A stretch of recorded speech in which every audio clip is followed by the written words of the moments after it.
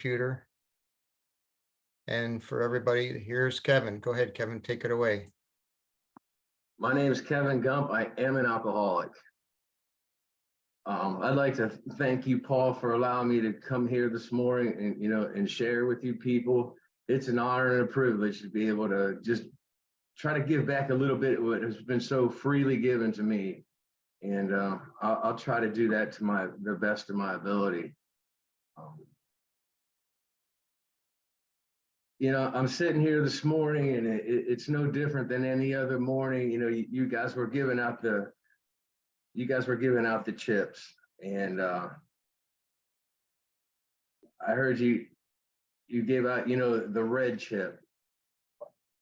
And the red chip for me, I woke up this morning and I took a red chip, because what I did yesterday to maintain my sobriety has no bearing on a damn thing today. I woke up this morning with untreated alcoholism, and the question becomes, what am I going to do about it? And I got on my knees this morning and I asked God to help please keep me sober this morning and allow to see how I can best serve thee rather than serve me. And that's what I try to do on a daily basis. My sobriety date is December 10th of 1998. By the grace of God, and it's nothing that I did. I mean, anybody that has any time in can tell you that if I would have been able to choose my sobriety date, I'm probably not an alcoholic. I received the gift of desperation on December 10th of 1998, and I had nowhere else to go. And I found myself in the rooms and the fellowship of Alcoholics Anonymous. I never knew what was best for me. I always believed that I did, and I lived my life solely on self-will.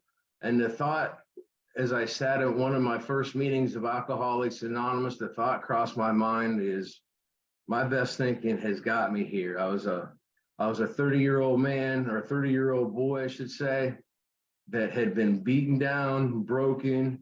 But for the first time in my life, I had been beaten into a state of reasonableness, a state of willingness, that I was actually willing to reach out my hand and ask somebody for help, something that I would have never done previously. And the hand of AA was there for me. As I reached out, you guys reached out, and my life has turned into something that I never could have even have imagined for myself. You were talking about Harmon, and Harmon was such a blessing in my life. He was not my first sponsor. My first sponsor, his name was Gary B. He was, I sobered up here in Canton, Ohio, probably about 20 minutes south of Akron. And he was the most, the way I view it, it's like he was the guy that I wanted to avoid the most. I knew he knew the answers, but he came across as grouchy and cranky, and it's like, man, I don't want nothing to do with him. But again, I don't know what's best for me. God placed this man in my life, and he helped alter the course of my life for sure. I don't know when I became alcoholic, just doesn't matter. I remember my first drink, or the first couple drinks, but I remember how it made me feel. I drank for the ease and comfort that once that ease and comfort reached my mind and my heart, I was like, yeah, this is exactly what I want to do over and over again. I don't believe anybody wakes up in the morning and is like, yeah, I really want to be an alcoholic.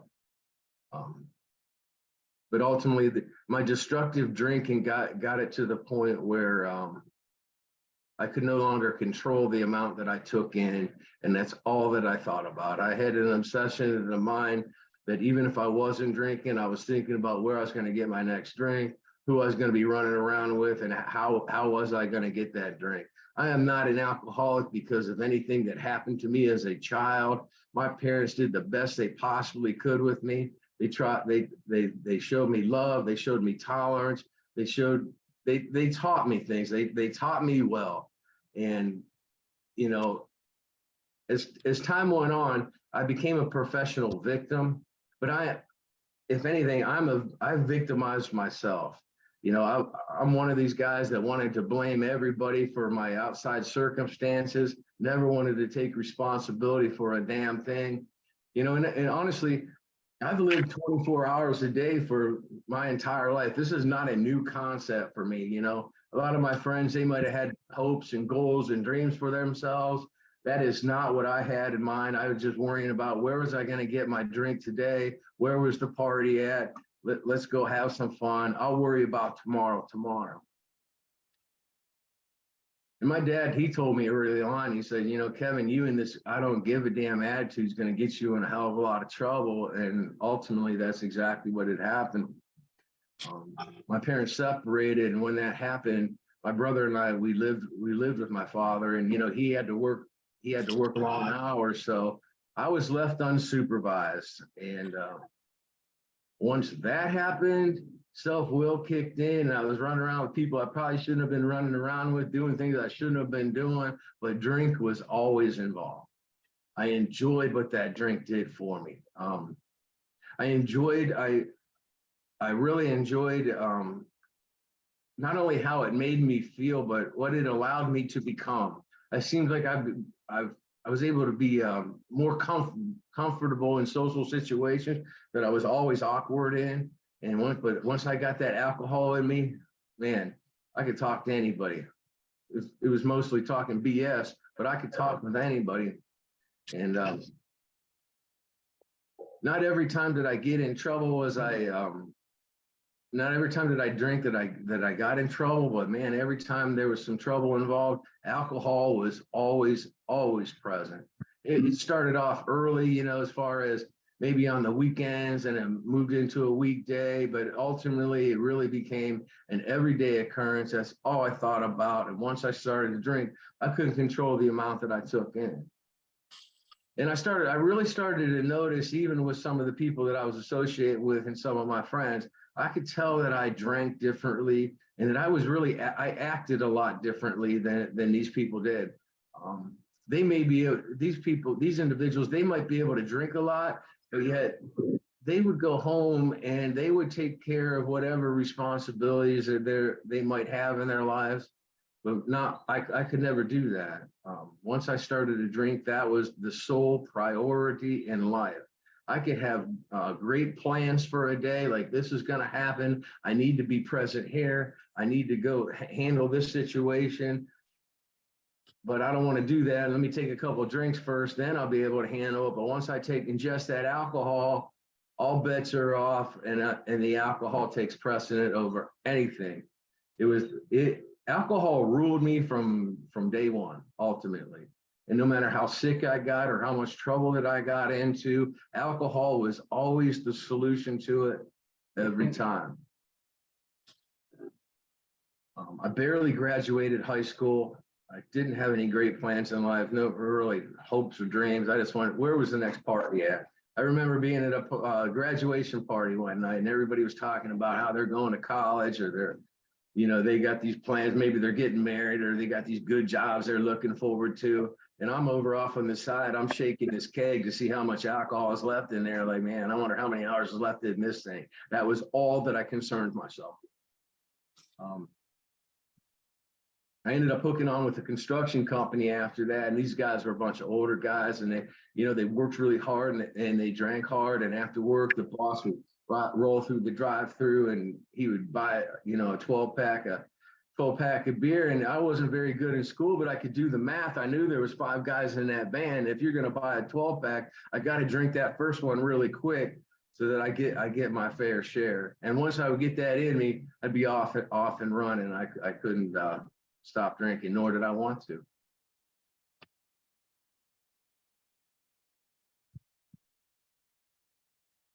And there was people in my life, I'm sure you guys are the same way.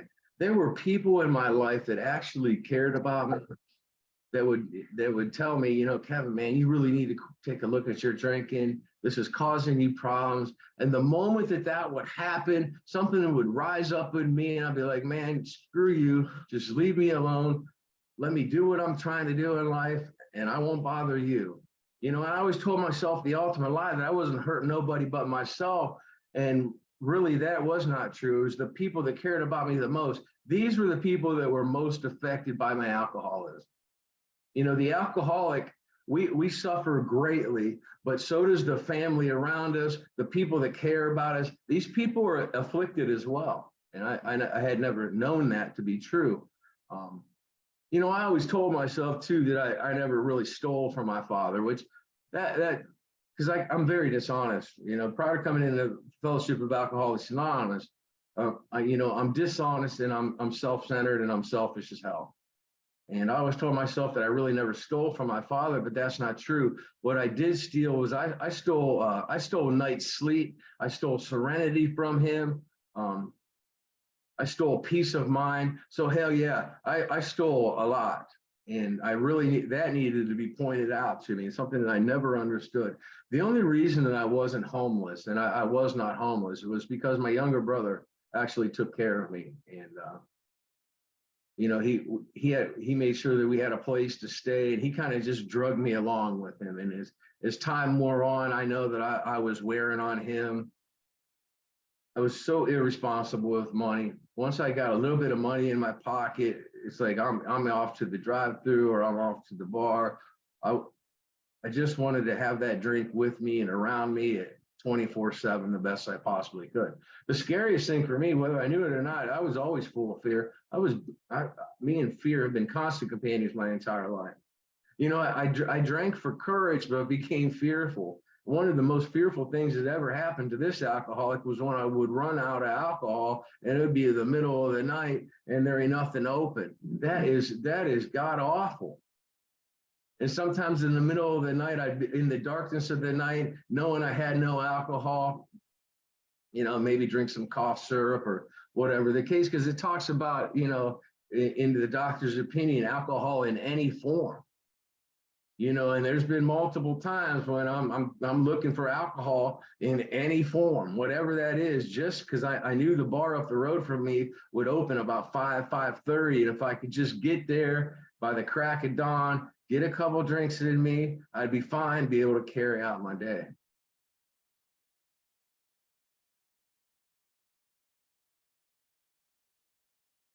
When I look back on it, and I do often, you know, I don't think anybody, once we become alcoholic, you know, and maybe have recovered from a seemingly hopeless state of mind and body, it's not as if I wake up in the morning and forget that I was an alcoholic.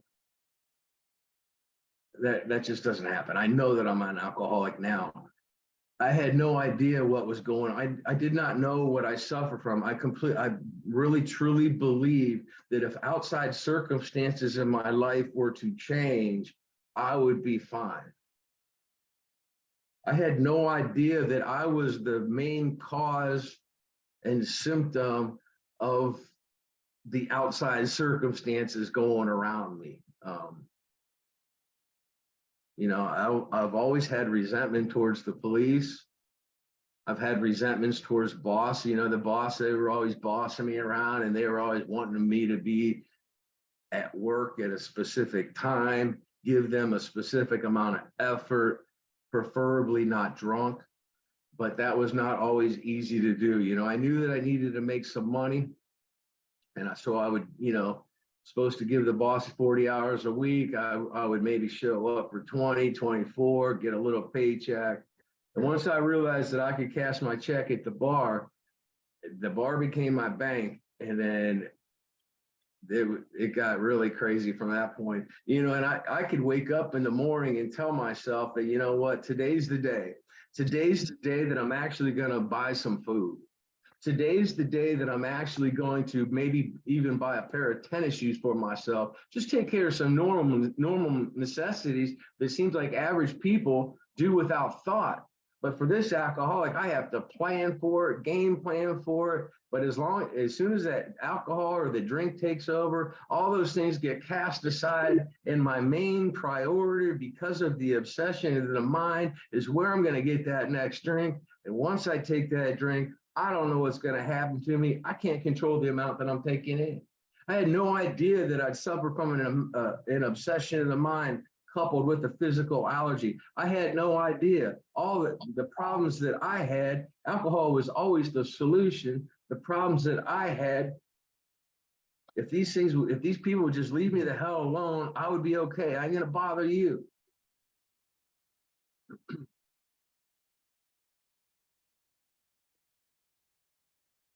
There were days when I'm telling myself I would get a paycheck. I'm gonna try to pay a bill today. I'm gonna try to make good with my brother, maybe give him a little bit of rent money. But as soon as I would get that check and I would go to the bar and cash it, all bets were off. And by the grace of God, if I walked out of there on a Friday night with a little bit of money in my pocket for the next day, trying to do it all again. Another thing I do, because I'm selfish and I'm very inconsiderate of other people, is I get behind the wheel of a vehicle when I drink and drive. And I take the lives of you and your family. I disregard that completely, and I cause pain and suffering for a lot of other people. By the grace of God, I have not killed anybody under the influence of alcohol, but I have certainly injured them. And I have had some friends that have killed people in drunk driving accidents, and the guilt that they live with is almost unbearable. As a matter of fact, one of my friends a few years just couldn't live with it and took his own life. So by the grace of God, I have not killed anybody. You know, and again, that was never my intention. If I hurt you during the day, that was never my intent. But you know, the road to hell is paved with good intentions. My intent was to get through the day to the best of my ability, drink as much as I possibly can, just so that I can experience that comfort and ease that that drink always brought, every time. The problem is when the alcohol stops doing for me what I needed it to do. You know, we get to that stage of our drinking, what hopefully it happens to us all, but sometimes it doesn't. And we take this thing into the gates of insanity and death.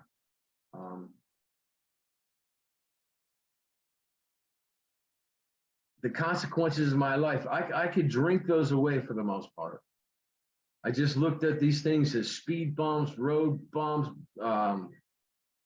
Maybe I'll change I will change the drink that I have. Rather than drinking beer, I'll try the liquor, or just like it talks about in the big book of Alcoholics Anonymous, I'll experiment with a lot of different things, and hopefully it won't cause me the same problem. But ultimately, once I take that drink of alcohol, it takes me, I can't stop. I can't control the amount I take in, nor can I control my behavior.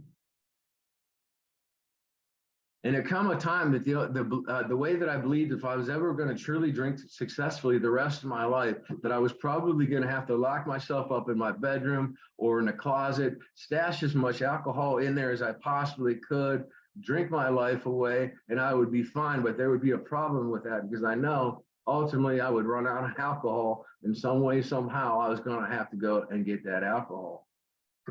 Alcohol was my master, and it actually dictated and ruled my actions, my thoughts, and my life.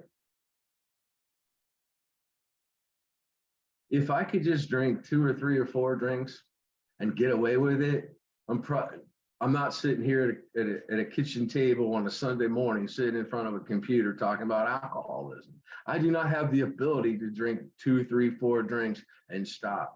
I would see people do this, and it would just blow my mind. I would sit in that bar sometimes, and we'll just call him Joe, and Joe would walk into that bar. He'd sit down after a hard day's work, sit at the bar, order himself a shot, couple beers, drink his drink, tell a few jokes. Next thing you know, Joe's getting up off his bar stool, and putting some tip money on the bar and walking out and saying, "Hey man, I got to go. My wife's got dinner for me."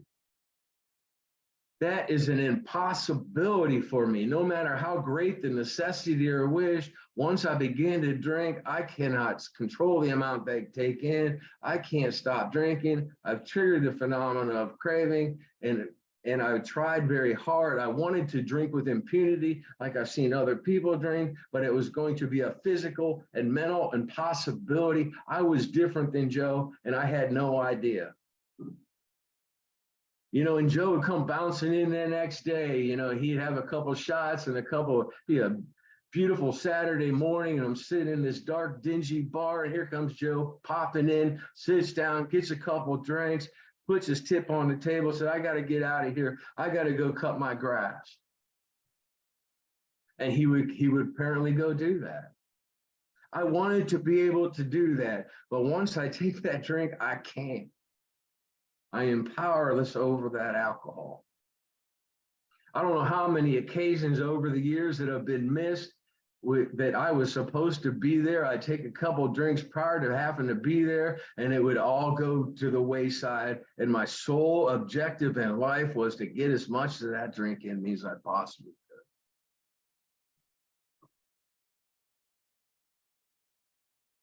I had been introduced to Alcoholics Anonymous for some time, up here in Ohio, as I'm sure it is everywhere. It's against the law to drink and drive. And what would happen is I would drink and drive and I would get caught. And the way that I viewed it, they would sentence me to jail time. They'd sentence me to some, maybe some counseling. And then again, then they would sentence me to Alcoholics Anonymous. And that's the way that I viewed it, that I was being sentenced to Alcoholics Anonymous. So I would come to the meetings, I would get my court paper signed and sit in the back of the room, just very upset that I had to be there. It's all part of the deal. I never believed myself an alcoholic. I had an idea of what an alcoholic might look like, and I didn't feel that I fit the description. I had an idea in my mind what the alcoholic would look like. He's the guy that would pass out behind the dumpster in the alley, get up in the morning, try to shake off, the humiliation of the night before, try to gain a little dignity, maybe take a couple swigs or whatever he may have in his coat jacket, and stumble on and move on down the road and carry on about his day. I didn't believe I was that individual, but ultimately looking back, there was many times I woke up in places, whether it be a dumpster, behind garages, beside cars. I would be waking up in places I had no idea how the hell I got there, what happened. And so, yeah, I was becoming that guy. But I never wanted to admit it, because for me to admit that I was ill, I had to understand that I was ill. And it would take a certain amount of what I believed weakness. I believe I didn't ever want to quit drinking, or I couldn't even imagine a life without drinking. There was really never an opportunity. I was hoping I could start it. I wanted to drink better. I wanted to drink like a gentleman, maybe control the amount that I was going to take in, control my actions, and it was never going to happen. It was a physical and mental impossibility that was going to take me into the gates of insanity or ultimately death.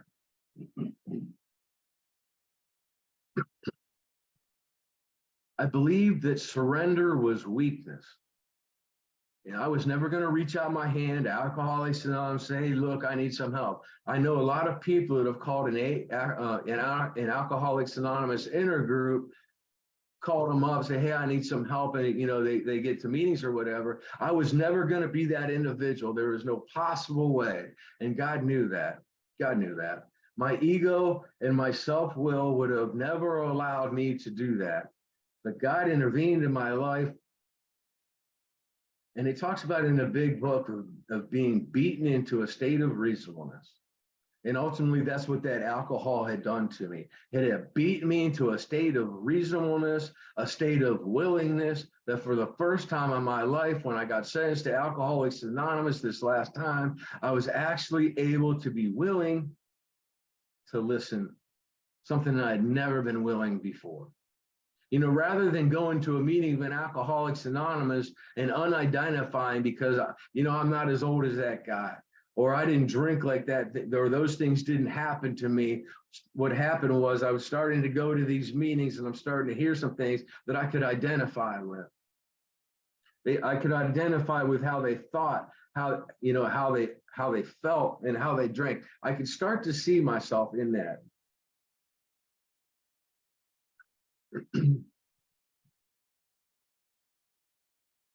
you know, I haven't spoken about this yet, but the truth of the matter was, there was no God in my life. I was, in my opinion, I was God. You know, my ego wouldn't allow me to believe that there was something greater than me, and if there was a God, he wanted nothing to do with me anyway. That might be for a more moral of a person, and that certainly wasn't me. I already believed I was condemned to hell. That I was, this was just what's going. I was going to go on to the bitter end, sitting at that bar stool. I believe I was going to retire on that stool, and I was okay with that until I wasn't. Um, you know, and I had such contempt in my heart for people that were actually either religious or had some kind of God principles about themselves. There was a time I happened to be, it was a Sunday, it must have been around Easter or something, because I came out of a drive-through on a Sunday, and I remember driving past this church. And there was ladies out there. They had some bonnets on. There were some little girls out there that had some flowers in their hands, and there were gentlemen in suit coats. And you know, they were dressed up, and they were standing out in front of this church.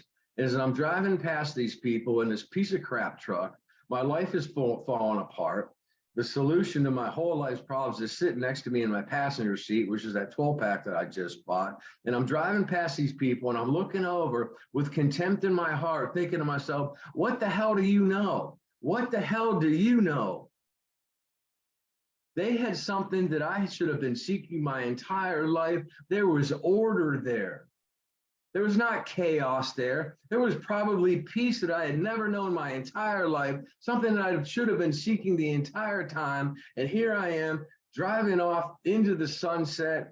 My life is falling apart, and I'm questioning these people because they may believe in God. Towards the end of my drinking, the only people that wanted to be around me was that I lived in this apartment where I could see the neighborhood. I had pretty good view of what was going on in the neighborhood around me. And I could tell. I'd be looking out the window as a Saturday morning. I happened to be under house arrest, so I couldn't really go anywhere anyway. And I'm looking out into my vast empire, and I noticed these people, and they were dressed very nicely, and they were going door to door, you know, and no one's opening the door for these people. I'm like, they're definitely overdressed for the neighborhood. What the hell are they doing? Well, they eventually came to my door, and they came up the steps, and I opened it. Here they were. They were Jehovah's Witnesses, and they wanted to talk to me about God. Well, that brought up contempt in me, but I'm thinking I was kind of like Bill Wilson when Ebby showed up at his kitchen table that morning. I'm like, well, I was aghast, but come on in. I probably got enough alcohol. I can outlast your talk anyway. So come on in. Let's have this little conversation. And that I would sit there and I would argue with these people. They would talk about God, and I had just contempt in my heart. I was rude. I was rude. And but they showed a lot of patience. God bless these people. They showed a hell of a lot of patience. Anyway, they left, and I was getting angry because I'm one of them guys. If I can't see it like on Discovery, like if I can't see it, feel it, touch it, it can't be real. And here they are talking about a power greater than themselves, a God of their own understanding, whatever that is, and they want me to believe. I was upset about that. Now here I am. I'm under house arrest. I'm locked up. Whether I knew it or not, I was dying of untreated alcoholism. My life was collapsing down upon me. The consequences were getting greater and greater. It was a very dark period in my time. And yet the following Saturday, here they are. They come knocking on my door again. No one else was knocking on my door, but here the Jehovah's Witnesses are saying, come on in. Let's have this talk again. And I would sit down, I would drink my beer, let them talk about God, become argumentative, had such contempt in my heart for them, and then off they would leave. And this went on probably about, I don't know, 4 or 5 times. It became a game for me. But eventually what happened is they stopped coming. I'd be standing in my door waiting for my friends, And then my friends weren't even coming anymore, you know. People that I actually cared about, they weren't coming to see me. Now these people that were, you know, trying to apparently do God's work, they were even done with me. What had happened was I became sicker and sicker and sicker, and I was trying to detox myself one time. You know, here I am. I'm being argumentative about this God thing, and yet when I'm in a jam and I'm feeling sick and I need help, guess what? Like that foxhole prayer. That's what I'm saying. God, oh, please help me. And that's exactly what happened. You know, whether I knew it or not, God had been answering my prayers the whole time. He had been sending help. He had been sending help after help after help, and I couldn't see it. Finally, that alcohol had beat me down to that state of reasonableness, that state of willingness that I actually prayed that prayer. I was trying to detox myself one day, and that was absolute torture. And I prayed and I asked God to please help me, get me through this. Did he help that day? No, but what he was doing was he was setting the table. He was working way beyond that particular day, setting people in place at the time and the place that they needed to be, so that when I was actually ready to surrender, that they would already be there. God has done that my entire life, whether I knew it or not. So when I actually sent up that prayer, God, please help me this time, take this from me. That prayer was answered. It wasn't an immediate thing. It was through a series of events, ultimately led me to the doorsteps of Alcoholics Anonymous once again, by the grace of God. I don't know what's best for me again, because if I knew what was best for me, I promise you, I'm probably dead or in prison by now. If I would have got everything that I think I wanted, like a petulant child, I'm telling God what I want. God's like, I don't give a darn what you want, but I know what you need, son. I was able to garner probably about 2 weeks of dryness. I held on for dear life, and that's just absolutely brutal, man. You know, just not drinking is not a sufficient substitute for recovery by any means. I'm holding on for dear life, and I'm just dry, I'm restless, I'm irritable, and I'm discontented, you know. I'm still searching for that relief, knowing that the alcohol, I'm not supposed to be touching that stuff. I'm going to some meetings, going to some treatment, and it just really wasn't catching it. But I was able to put together a couple of weeks, I believe, and it came up around, I don't know, it was getting to be around coming up on Thanksgiving or whatever the case was. I don't remember exactly. Anyway, I decided that in my infinite thinking that it would be wise that I'm going to go show my friends this newfound sobriety that I got. And I remember going to a place where I knew that they would be hanging out, and I took a 12-pack of Pepsi with me, and I walked into this place, and I'm looking around, and you know, the music's playing, they're playing pool, they're drinking stuff out of these red Solo cups. And I'm thinking to myself, then, you know, the thought crossed my mind. After everything that I've been through, the thought crossed my mind, I wonder what's in them cups. So I had to find out. You know, the main problem, the alcoholic center is in our mind rather than our body. And I cannot bring into my conscious with sufficient force the pain and suffering of yesterday, 2 days ago, 6 weeks ago, 2 years ago. It just isn't going to happen. I got a mental blank spot in regards to the alcohol. The thought crosses my mind, what's in them cups? And instantly I take a drink of what's in that cup, trigger the phenomenon of craving, the allergic reaction. I cannot stop. I can't put that stuff down. And here I am, I'm drunk again. I find myself at a bar the next morning, kind of like not necessarily beating on the bar table, but there was questions, there was doubt, there was fear, like, what the hell am I doing? I need help. That was the day that I received the gift of desperation. God did for me what I could not do for myself. For the first time in my life, I stepped off of that bar stool, and I don't know where this came from because I never left no drink nowhere before. But I got up off that bar stool and I left a half bottle of Budweiser sitting on that bar. As I was walking out, the bartender looks at me. He's like, "Where are you going?" I said, "Look, I'm done." He's like, "What do you mean you're done?" I said, "I am done." From that point on, I made a phone call. And a friend of mine had been in Alcoholics Anonymous for some time. For the first time in my life, I reached out and I said, I need some help. That altered the course of my life that particular day. That was God doing for me what I could not do for myself. I never had the power to do that before. I was powerless over the alcohol.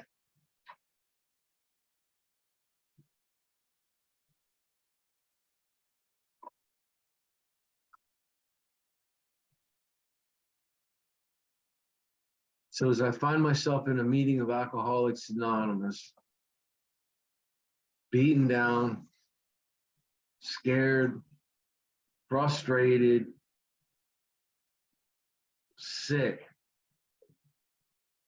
there, for the first time in my life, there was just a little bit of willingness. Just a little bit of willingness. And thank God for the old timers. You know, you guys that have been around a while, you guys saved my life, man.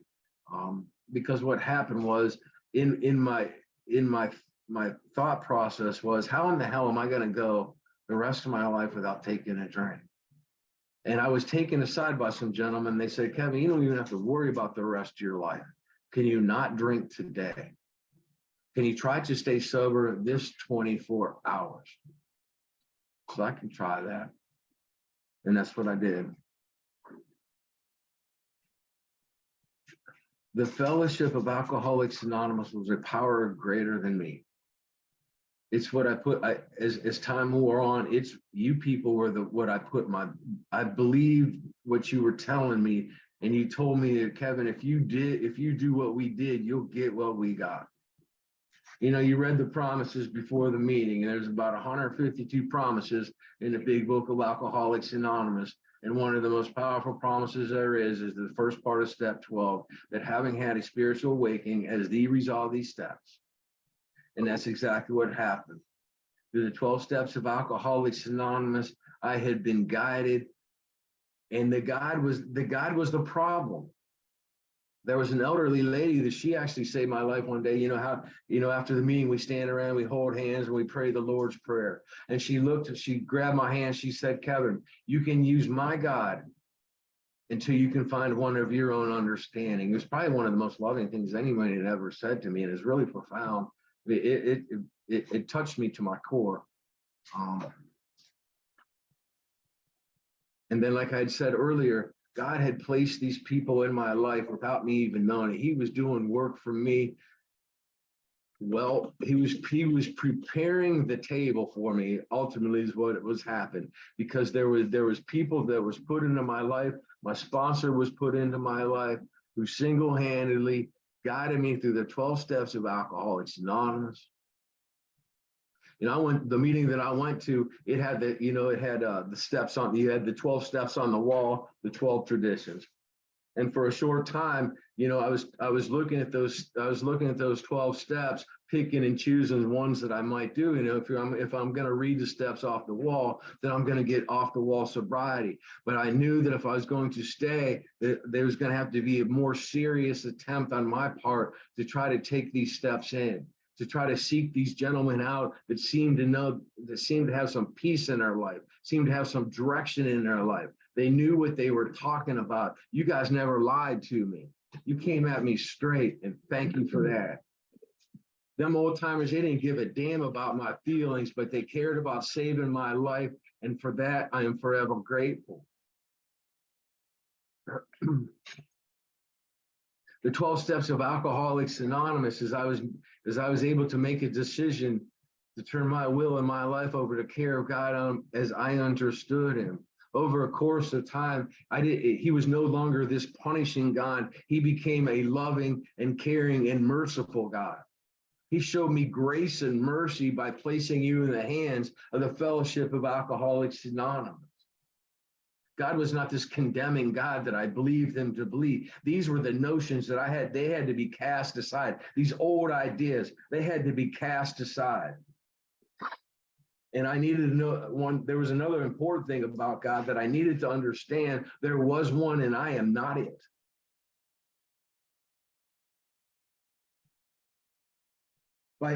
Just by making a decision to turn my will and my life over to the care of God as I understand him on a 24-hour basis, That in and of itself was not enough to keep me sober, was not enough, would not have been enough to keep me sober any long period of time, because there was deep resentment within me.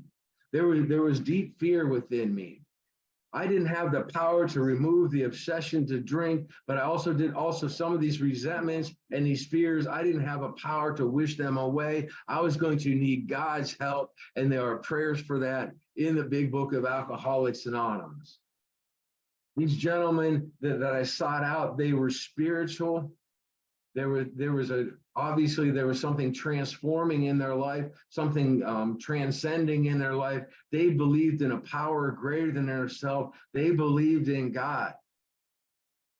My sponsor, every time I went with him to some self-imposed crisis, the solution was always God. And even the way that he said it, I believed him. There was times he would look at me across the kitchen table and he would say, Kevin, I am not God, but you should listen to me. He speaks through me. And he was right.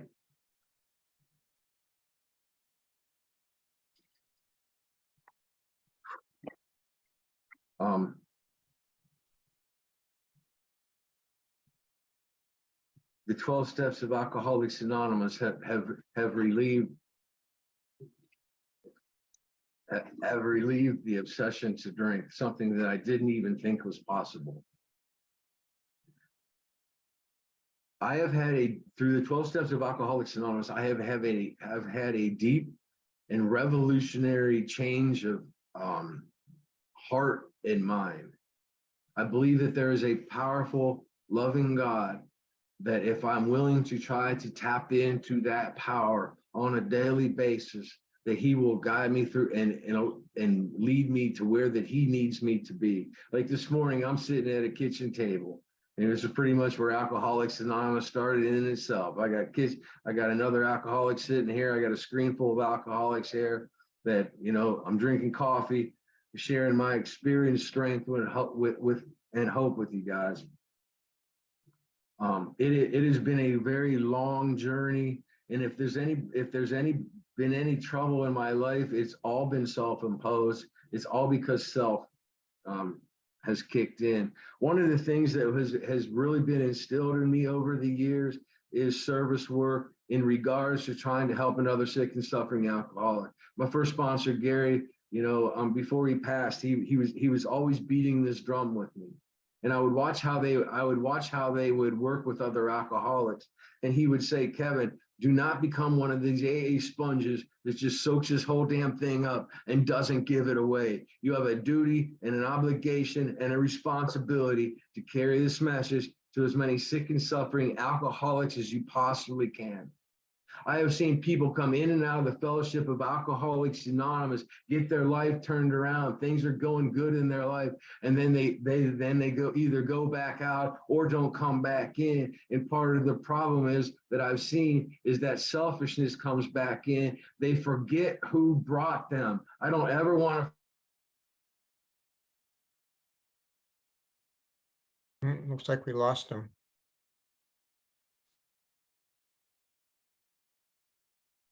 Give it a minute, he'll come right back, I'm sure. Powerful talk, though. Whew. You guys got to watch him on Nuts.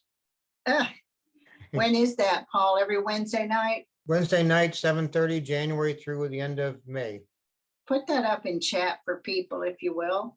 I will do that when we get the new Zoom number. They have a new Zoom number every year, but I will definitely be doing that because that's the beginning of a new year.